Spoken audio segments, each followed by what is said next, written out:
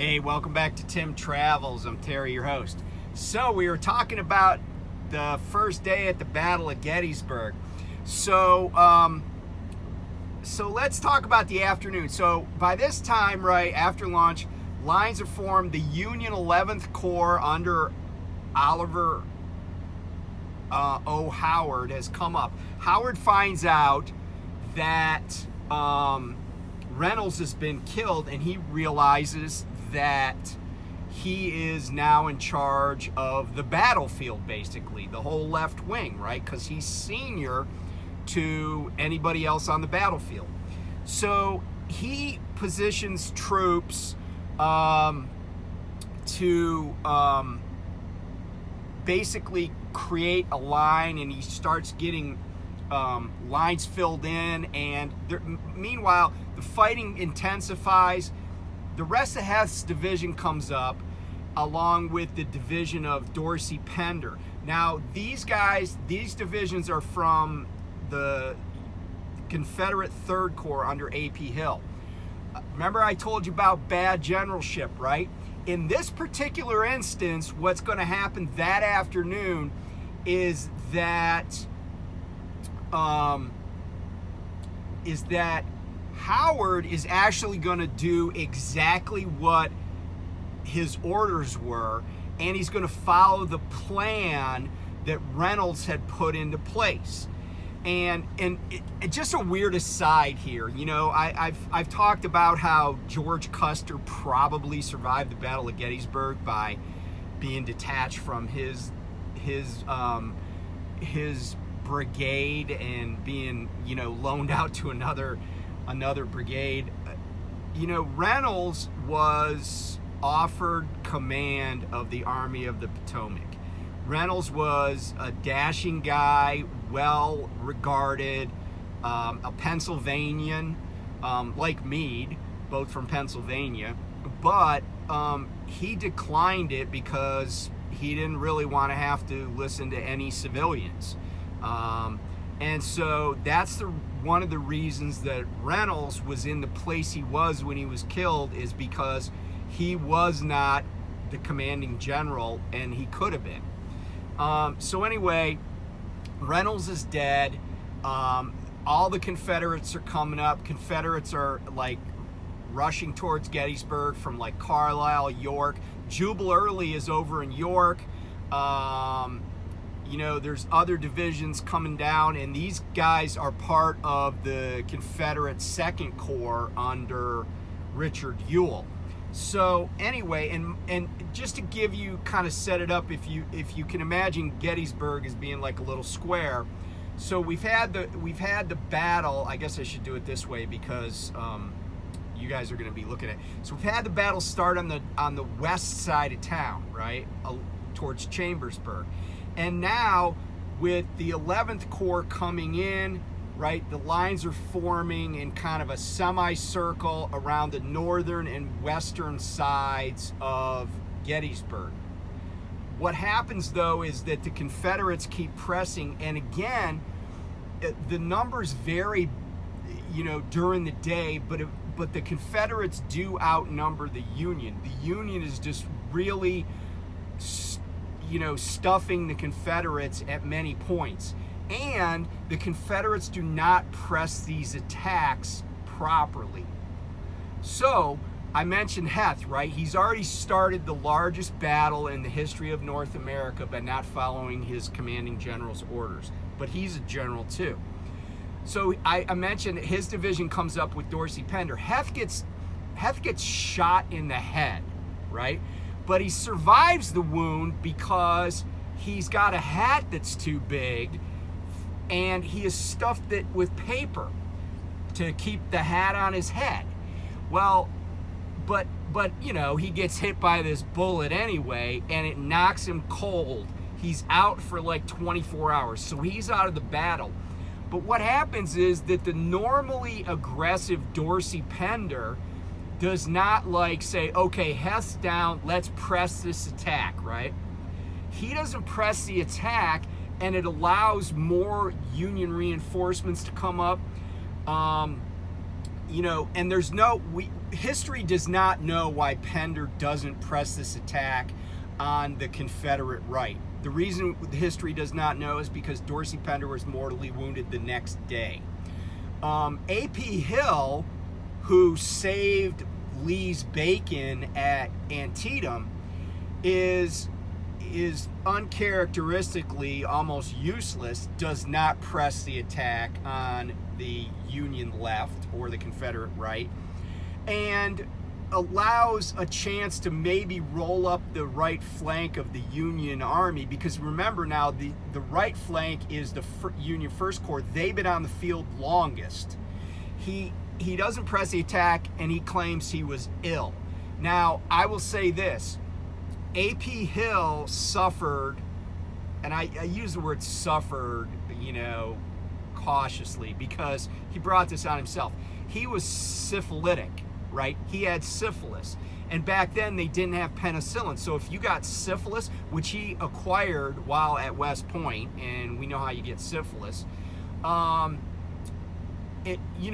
people back then would live with syphilis, but it would affect their brains. It would also give them bouts of not being able to, being sick, basically.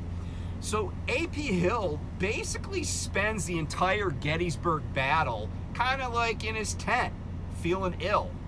And again, this is at the biggest battle that will ever be fought on the North American continent, and at the battle that's deemed the turning point of the Civil War. And people say, well, hindsight is 20/20.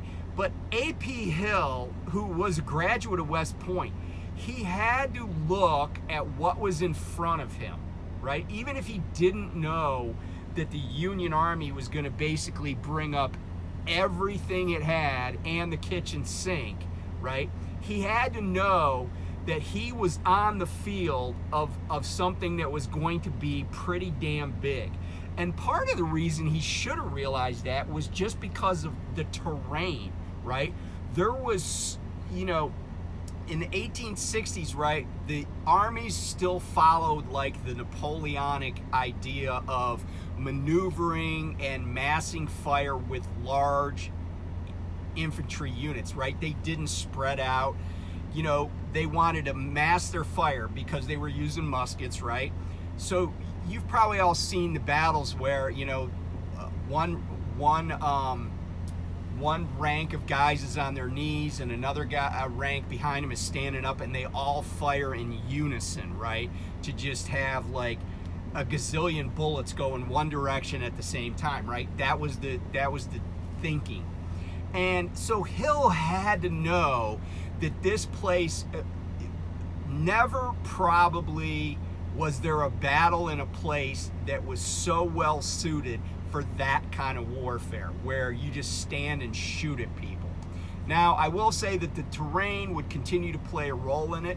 There are swales and knolls in Gettysburg across the battlefield that if you've not walked the terrain, you can't see it. That would play a part in the battle.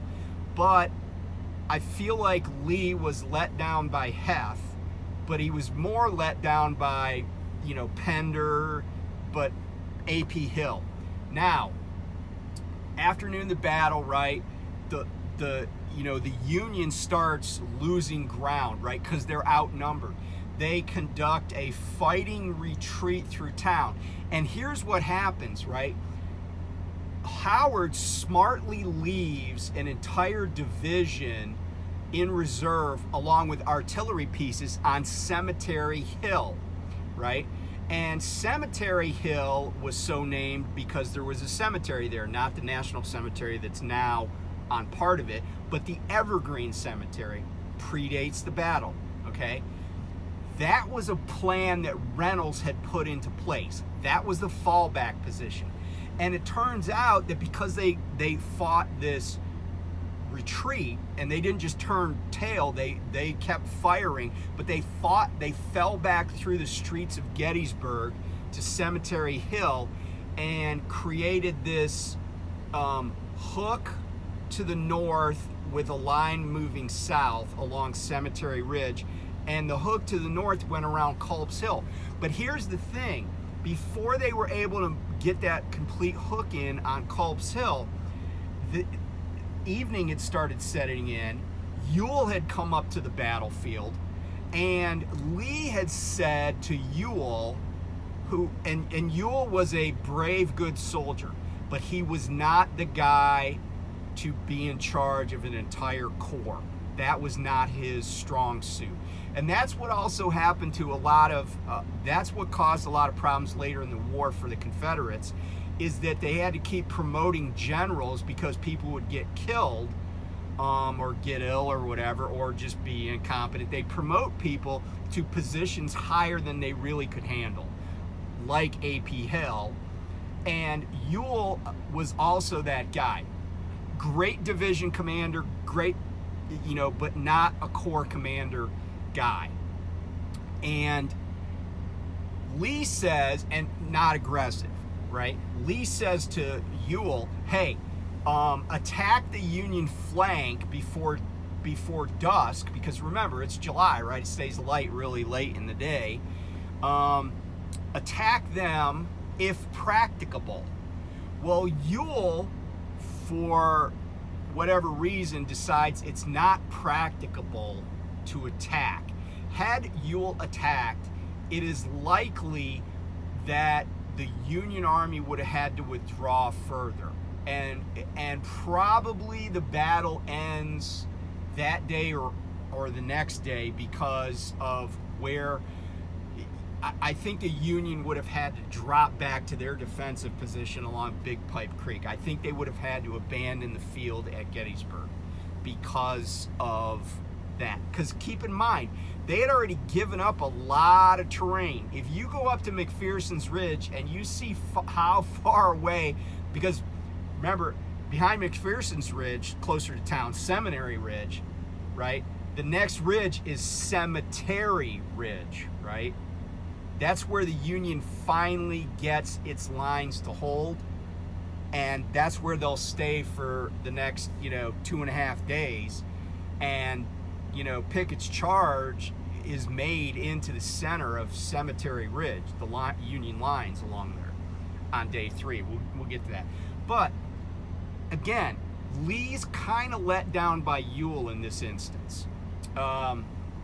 So it's several Confederate commanders don't do what I guaranteed Lee would have expected them to do on that first day. That's why the Confederates don't carry the day. They do push Union troops back quite a ways, but they can't strike that fatal blow. And that's going to come back to haunt them. Okay, so that's the first day, and by the way, it's very truncated. But so I wanted to talk about, there's a few new laws going into place that are going to impact truckers. Both Maryland and Illinois are increasing their fuel taxes today. Now, Illinois has historically had really, really low diesel prices. In fact, I can remember a few years ago when I was still doing stuff in my Sprinter, Illinois had diesel, in the city of Chicago, diesel prices less than the price of gas. Illinois is always a cheap state for diesel. I've noticed that over the years, driving back and forth through there. So Illinois prices are going to be going up. Maryland's fuel taxes are not as high as Pennsylvania's, but they are raising the fuel taxes. I will say this to give credit to Maryland. Maryland's roads are good. I live in Maryland, but right now what's going on is Maryland's building more public transportation, which is needed. A lot of the city of Baltimore and Baltimore area, Washington area, traffic is very heavy. It's very hard to move around there. So more public transportation is gonna help things. And with Illinois, they have a lot of public transportation, especially in the Chicago area, but the roads are horrible. So I hope that honestly, I would be more than happy to pay 5 cents more a gallon for fuel in Illinois if it means that I don't have to, like, you know, my dentures don't fall out when I'm going through Illinois, and you know, I have hemorrhoids when I get done there. So that's on the tax side. Several states have already enacted, you know, the move over laws. There are new laws going into place today in Virginia and Tennessee and one other state that I cannot remember, that kind of mimic the move over laws that are already in place in other states like Maryland. And what those laws say, so there's move over laws that say if there's an emergency vehicle like police, fire, ambulance, or like a tow truck, you got to move over.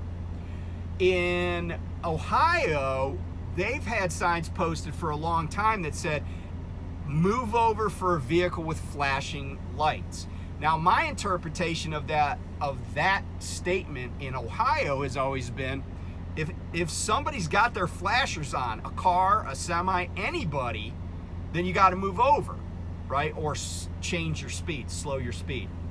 But now the laws, like in Maryland, Tennessee, Virginia, they explicitly say if any vehicle is on the side of the road with their flashers on or there's people present, you got to move over or slow your speed.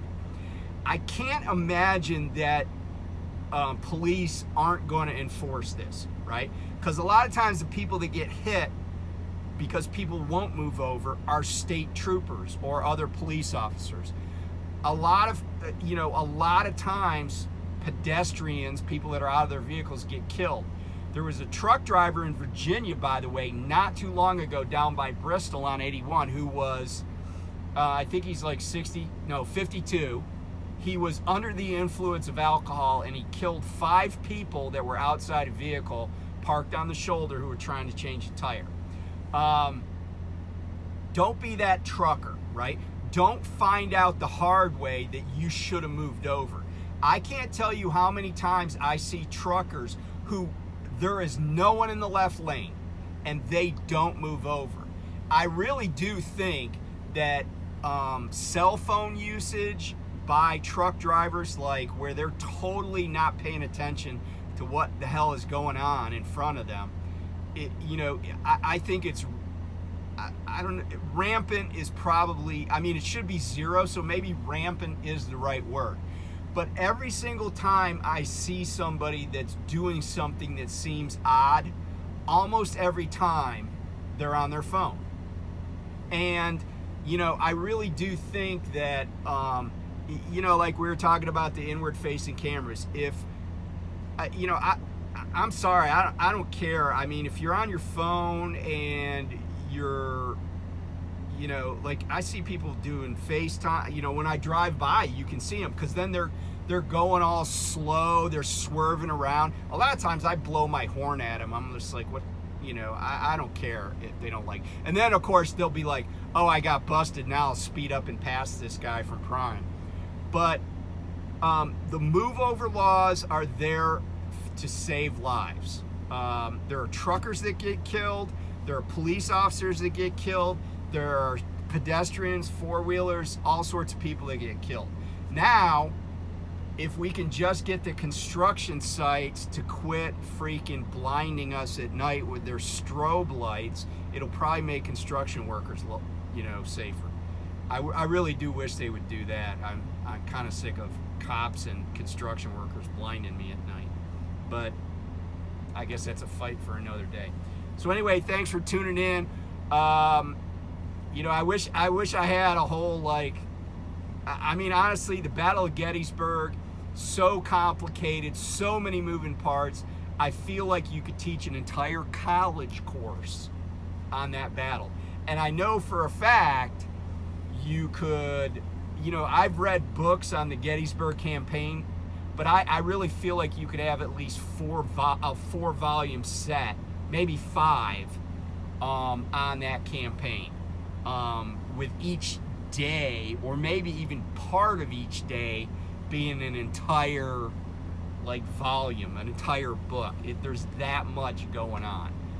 But as you would expect with a battle where there were you know, over 100,000 participants in a town. So anyway, thanks for tuning in. Be safe. Move over when you can. And by the way, I teach my trainees that whenever there's a reason that they need to change lanes, whether the lane is ending or they need to move over to the left lane because there's somebody on the shoulder, I teach them to signal their intention to move over as soon as possible. Don't wait till somebody, till you're closer. Signal immediately and move over as soon as possible. I don't care if you're a mile away from the police officer that's on the side of the road. You move over. If cars want to pass you, other semis want to pass you on the right-hand side, that's their problem. You're doing what you're supposed to do. And you're keeping other people safe, you're keeping yourself safe. You do what you're supposed to do as soon as you can do it. Let other people, and don't worry about what the other people are doing. So anyway, thanks for coming to the Tim Travel Safety Briefing. Talk to you soon. Bye.